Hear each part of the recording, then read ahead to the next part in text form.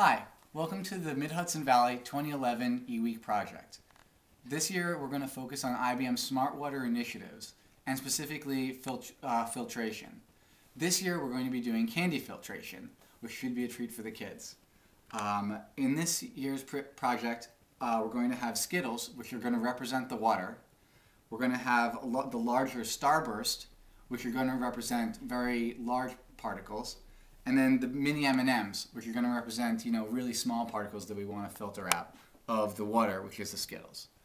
The way we're going to score it is that the Skittles, there are 20 Skittles, 10 starburst, and 10 mini M&Ms. The Skittles are going to be each worth 1 point, and the mini M&Ms and starburst are each going to be a -1 point.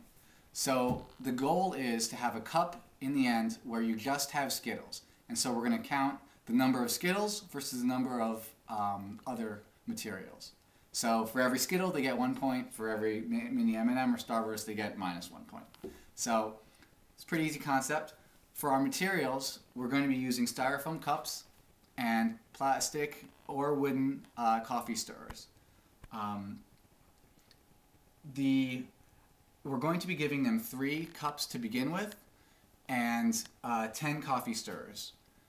If they would like some more materials, those are actually going to reduce their total score in the end. So for every coffee stirrer that they need, we're going to reduce their total score by ½ a point.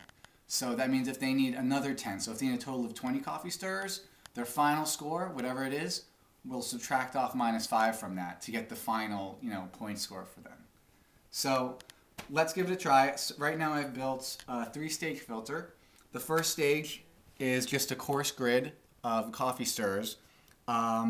You'll see that this isn't actually the most ideal. It's very inexpensive from a stirrer point of view, but it's not going to work that well. So this is going to separate the starburst from the smaller particles, the Skittles and the mini M&Ms. Then in my second stage, I just poked holes at the bottom of a cup, and that's going to hopefully, the mini M&Ms, which are very small, will hopefully fall through, leaving the Skittles in this cup. So this is the cup that I'm going to use to check to see.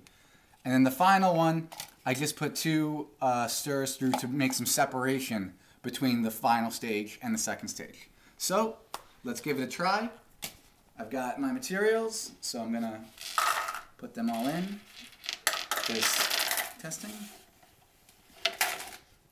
And I'm going to assemble my coffee. Now, if they want to do a test run before the final judging, what they can do is that'll actually cost them a point as well. So they can try it beforehand to see how good their design is. So they can always, but it'll cost them, just like in the real world. And this is very easy to tie in the classroom. So I have my 3 stages here, and now time to do the test.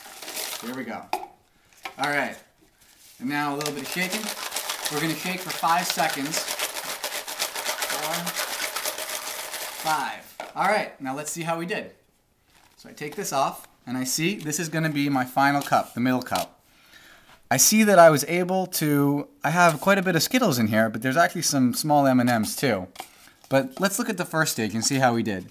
Looks like the starburst was effectively filtered, but as you can see at the bottom, the starburst, the hole at the bottom wasn't big enough, and some of the starburst got through my coarse grid and clogged up the hole. So I actually didn't get a lot of material through. So that's an inefficiency with this. So you can imagine maybe a 3-dimensional grid with, or cross straws, multiple levels. There's all kinds of things. Thank you, Atticus, for helping the demonstration. Now let's count, and hopefully he won't knock down everything. So let's see what my final score is. All right, candy. The kids love this. All right, I'm going to separate out the mini M&Ms.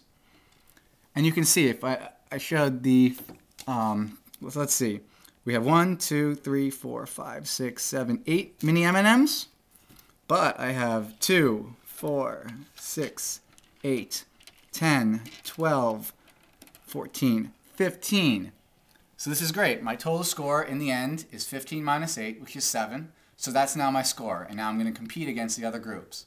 And, we can do some kind of prize, or, we're figuring that last part out. But hope you enjoyed. And, it's just very easy to do.